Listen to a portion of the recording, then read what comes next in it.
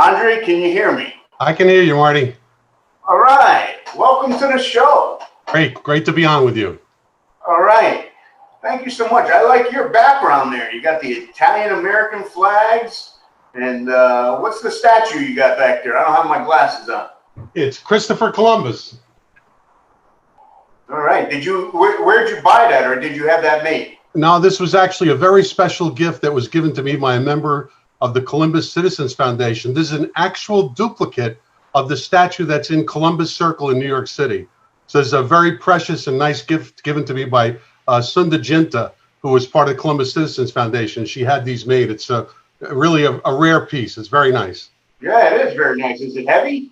Yes, actually, it's very heavy. All right. So thanks a lot for being part of the Wooster Square group. Thanks a lot for taking time out of your busy schedule to go along with my first broadcast here. And tell us a little bit about your organization and who you are and all that fun stuff, Andre. Well, first of all, I'm honored to be the first person on your first Facebook Live. Thank you very much, Marty. I appreciate that. All right. I'm the executive board member of the Italian American One Voice Coalition, which is IAOVC.org. And our organization was founded by Dr. Manny Alfano 27 years ago, and it was specifically to fight the defamation and denigration and stereotyping of Italian Americans that goes on throughout media and everything else. And of course, recently, what we've been mainly involved with is all these ridiculous attacks on Columbus statues and Columbus Day. So we're very active. We have a Facebook page, we have a website page, but more importantly, what is the website, Andre? The website is IAOVC.org, which is our initials, IAOVC.org. And recently we've gotten a lot of our people from around the country. We have organizations that are part of our coalition around the country, and we're working with them in all the different locations where the Columbus statues are under attack. Okay, so I'm going to because I made some notes here. So I was reading on the website that recently the IAOVC is going to court to preserve the Italian-American heritage. What exactly are they doing? Yeah, that's unfortunately the step that we had to take several weeks ago. Over the years, we've fought the attack on Columbus Day, all this false information about Columbus that's being spewed out there. And, we were doing it by going to meetings and issuing emails and so forth. But it's been such a heavy involvement over the past couple of, past 2 months, I would say, that we felt we now had to take the next step, which was legal action. And so we formed a legal study group. And what they determined was Italian Americans are a recognized group under the 14th Amendment, and therefore tearing down a Columbus statue, which is such an iconic symbol to Italian Americans, is really discrimination against Italian Americans. So we are looking at where we're going to, use this legal approach in which area. We haven't decided where it's going to be, but we're going to be launching a legal approach to this situation someplace in the near future.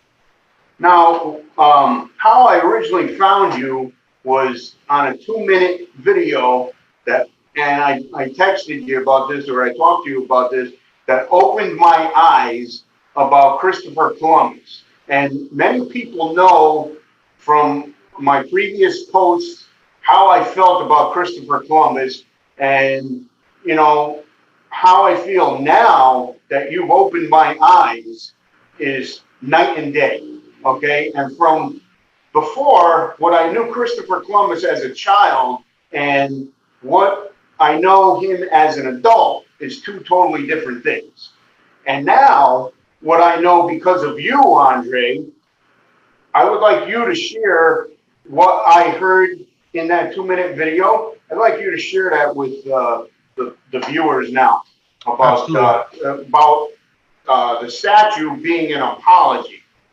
Absolutely, and I'm so glad that you contacted me. That was actually, I was on, I believe it was on Fox in Chicago regarding the statue coming down, and that was the clip that you saw. I was on Fox News, Fox TV News, and what I explained there is that really Columbus has really two aspects to the symbol of Columbus. First of all, Columbus, of course, is the person that had the intrepid voyage that joined the two worlds together. So really, we all wouldn't be here if he didn't do that tremendous feat back then. It was like going to the moon at that time. But more importantly, what happened to Italian Americans in the late 1800s, specifically the 1890s, we were discriminated, denigrated, and we were really the lowest of the low. In fact, the largest lynching of all people in this country was of Italian Americans in New Orleans. And it was just last year that the mayor of New Orleans apologized for the lynching of 11 Italian Americans. So with respect to Columbus, the very next year. So you're talking, this happened in 1891, right. And it's 2020, and they're just now apologizing. Yeah, unfortunately, that's a fact. There was a group that went there and kind of said it's time for New Orleans to make up for this situation. And we're very pleased that the mayor finally did that last year. So that was something that was important for us to get that apology. But more important, in 1892, which was the 400th anniversary of Columbus's landing in 1492, President Benjamin Harrison said that celebrating Columbus Day and having Columbus statues would be like an atonement or an apology to Italian Americans for the terrible way that they were being treated and for, of course, that very terrible lynching that occurred. And that wasn't the only lynching. So it was, go ahead. And didn't the president also do something else for the families? He gave them money or something? Yeah, there was some reparations that occurred back then as well. But more importantly, it became, an important holiday as an atonement or an apology. So from 1892 forward, many of these statues were put up with the nickels and dimes of Italian Americans that wanted to celebrate our heritage. And they knew that this was a symbol that showed that we were being now accepted into America, where before we were ostracized, denigrated, and discriminated against. So, what an important symbol. And Marty, I got to tell you one personal story about this. My own grandfather, who came here in the early 1900s, he was a fisherman in Sicily. But when he came here to the United States, he thought he was going to have a fishing boat, but it didn't happen that way. It was a little tougher than he thought. But he began to work on the docks in New York. He was a longshoreman, and he got lower pay than any other group, even lower than blacks or African Americans at the time. And he was denigrated and discriminated against. But on Columbus Day, he celebrated his American patriotism. And that's why, for me personally, and for so many Italian Americans, Columbus symbol, and Columbus Day is so important. Now, the statue itself is an apology to the Italian community. The statue itself does not necessarily represent Christopher Columbus, correct? Well, yes. I mean, it is that apology, of course, and it represents bringing the Western culture here by Columbus. But as you say, more importantly, it is that iconic symbol to Italian Americans as an apology or an atonement for everything that they went through back then. And what I read was that the president, he asked his staff to come up with Italians that have given accomplishments to the Americans. And there was a list of people that were Amerigo Vespucci's, and I know I say the names wrong, but people know who I'm talking about, Marco Polo, and several others. So the president, he chose, like you said earlier, he chose Christopher Columbus because it was the 400th anniversary of Christopher Columbus, 1492, sailing the ocean blue. Exactly. So that's why he chose because of the 400th anniversary. The 400th anniversary, and of course, such a monumental achievement of combining the two worlds together. So it was a very fitting tribute to show Italian Americans that they were welcome in this country. And that's really why these statues and the holiday became so popular. And like you said, I knew a little bit about it, but we were really looked down upon. The Italians were really real bad. Every nationality, I mean, the Irish people, what they had to go through, and the Jewish people, but Italians were also, like you said, they were getting very, very low-paying jobs. And what, in your opinion, Andre, what was the turning point for the Italians? How did we turn ourselves around? Well, of course, Italians and Italian Americans are very industrious and they're very achievement oriented, and they really blended so well into becoming Americans. And they worked hard at it. When they first got here, they were kind of really the replacement for the low menial work that was occurring. But they took on that work, they did hard work, and they achieved in this country. And of course, Italians and Italian Americans achieved throughout history with all of the great people that you see that are of Italian heritage that have accomplished so much in many facets of our life and of our country. So what is the One Voice Coalition? What are you guys doing to get the statues back, or what is your main focus here, and how can people get involved? All right, well, first off, what's the most important thing is people really need to be educated, because the problem that they have is that the common narrative out there is about Columbus inventing slavery and doing all these atrocities and so, and it's just not true. When Columbus got here, this was no Garden of Eden. You know, the indigenous people, they had slavery, they had atrocities, they had all kinds of human sacrifice. And in fact, Columbus even helped one tribe, the Taino tribe, that was being opposed by the Carib tribe, which were cannibals. And there's all kinds of things like that where it's just not true. There was a book written by Howard Zinn, who was an avowed Marxist, and he was the one that really wanted to take an attack on America by first attacking its founding and the founding of this part of the world by putting all these falsehoods out about Columbus. So people should read books like by Rafael Ortiz, for example. Rafael Ortiz is an indigenous person who has now written 3 books trying to correct this false record about Columbus. So the first thing they should do, and the one thing what we want people to do, is to be educated about what Columbus really was, and don't fall for this false narrative that's out there. And so then they could probably get the books right on Amazon, or maybe you think they're at Barnes and Nobles, or yeah, they're all over the place. That writer is Howard Zinn. The writer that wrote the 3 books, his name is Rafael Ortiz. And there's another great book by Dr. Mary Graybar, which she wrote a book called Debunking Howard Zinn, where she shows all the falsehoods in Howard Zinn's book about Columbus. So if you look at just those books, just the 3 books by Rafael Ortiz and the book by Dr. Mary Graybar, that would give you a good education in what is really the story about Columbus. And that's why we have to oppose all of these attacks on our heritage. That's an important symbol for us as Italian Americans, and we should not be discriminated against for some other ethnicity or other group. We're a recognized group, and this is really a hate crime against Italian Americans, and we have to oppose this in every way that we can. Every person is proud of their nationality. Of course. Okay, and Italian people are no different. But what's happening here is people are trying to force change, and that's not how America works. Absolutely. You know? And you know, with the Italian American One Voice Coalition, we want to celebrate all ethnicities, all groups, all races.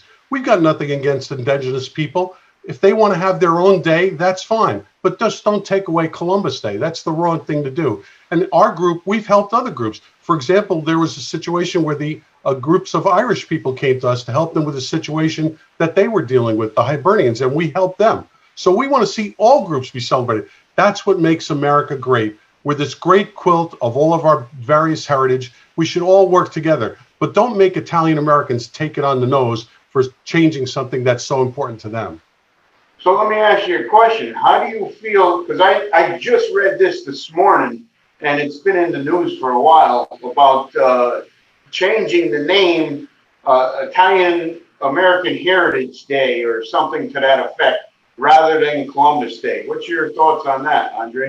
Well, I know that that's going around, and that's really a capitulation. That's really giving in to this mob mentality, and I certainly do not support that. Columbus Day has that very historic nature to it. It was an apology to Italian Americans. So why do we have to wipe out that history? Why do we have to give up our heritage? Why do we have to give up the important symbol that was so important for all these generations of Italian Americans? I think it's an insult to my ancestors and to all the other people that came here and fought so hard to be Americans. You know, when my father came to this country, my father came from Sicily. When my father came to this country, he always used to tell me, he said, you know, you were just born here. I chose this country because it's the greatest country in the world. And, you know, we're Americans first, but we have our Italian heritage. But that Italian heritage should not be attacked by going after important symbols to our heritage.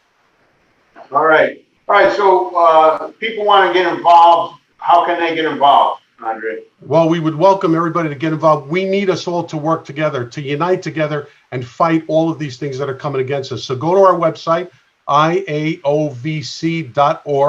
You can join as a member, or if you're an organization, an Italian organization, you can become actually part of our coalition. And we'll be able to work together on that in all these different things. We run Zoom meetings, heritage events, all these types of things. And of course, the more important thing that we're working on now is the whole legal aspect of defending our heritage. So get involved, help support us by going to our website. So to be a member, does it cost anything, or what's involved in becoming a member? Yep, if you go to our website, there's a section there to become a member. Now, it's normally $60 per year to be a member, but if you join right now, that membership will last for this year as well as all of next year. So if you join for $60, and by the way, 100% of the funds goes towards our battles. Nobody gets a salary. Everybody's a volunteer at the IAOVC. So all of your membership dues are tax deductible as a donation because we're a 501c3. So they are tax deductible. So by becoming a member, your dues helps us in this fight to preserve our heritage. So being a member, what if you will, what do we get as being a member? Because Sure. Everything's online. So, I mean, you can't go to monthly meetings. You Right. can't. So what's being a member? Sure. So first off, as I said, number one is that you help in our fight with our finances. But number two, there is something called the Alfano Digest, which is Dr. Alfano puts out a newsletter to all of our members about all the things that we're working on. We have a membership pin that you would get as a member, just to designate where you are. And then we're going to have other special things that occur. Unfortunately, now you're right, with the pandemic and the COVID situation, we haven't been able to have certain events. But in the past, we had events at universities. We had meetings at different places that were member-only events. We hope to resume that when the world gets back to normal. But there are certain advantages to being a member. But the most important thing is we join together to fight with one voice to preserve our heritage. Now, you're based out of New Jersey. Is that where it's based out of? Yeah, our headquarters is in Bloomfield, New Jersey, but we've got members and organizations literally across the country. Do you have many people from Connecticut? We do, yes. We have a number of organizations that are coalition organization members, and we have a number of individual members as well. And we welcome everybody to join. Well, hopefully the members from the Wooster Square group that's watching this video and they want to get involved, they go to the website and they start getting involved. After this is all done, I'm going to go ahead and I'm going to sign up. I'm going to be a member. Well, that's great, Marty. And I think you're doing a great job with the Wooster Square Facebook page. I really commend you for putting this together because by working together, that's the solution. Everybody has to speak with one voice. I had the idea, Andre, and I've got great moderators helping me. Steph, Angela, and Marshall. Thank them guys as well because they're doing a great job. I work a full-time job, and this group is really grown. We're over 5,400 members in like a month and a half. Fantastic. And we've got several thousand pending invites out there, and without the moderators' help, Andre, the group wouldn't exist. So Well, it's really a team effort, and I want to thank everybody, all the members, for being part of our Facebook family. And, you know, Wooster Square, I know you're from New Jersey, but Wooster Square is a strong Italian-American community, and I'm glad to be part of this whole Facebook movement thing, if you will. You know, we posted a video from the old IAOVC. There used to be an old Italian festival in New Haven on Wooster Street, and Michael Haggerty has the video, and we shared it today. And it's bringing back so many memories. The feast isn't there no more. So it was from like 1990 or 91. And I'm sure you guys in New Jersey, you guys got nice Italian festivals. This was our nice Italian festival, you know. And it's nice, the memories that everybody shares in the group. So, Andre, thanks a lot for being my first guest here. And thanks for sharing everything about it. Hopefully we get some people to become members and get involved with, you know, supporting the Italian American heritage. Well, great. And I'm honored to be your first Facebook Live guest. And I compliment you on the great success in putting this group together on Facebook. And I say hello to all of your members across the Facebook world. And hopefully we'll see you on the other side. Thank you very much. Okay, Andre, thank you so much for being here. You have a wonderful rest of your evening. You too, Marty. Bye.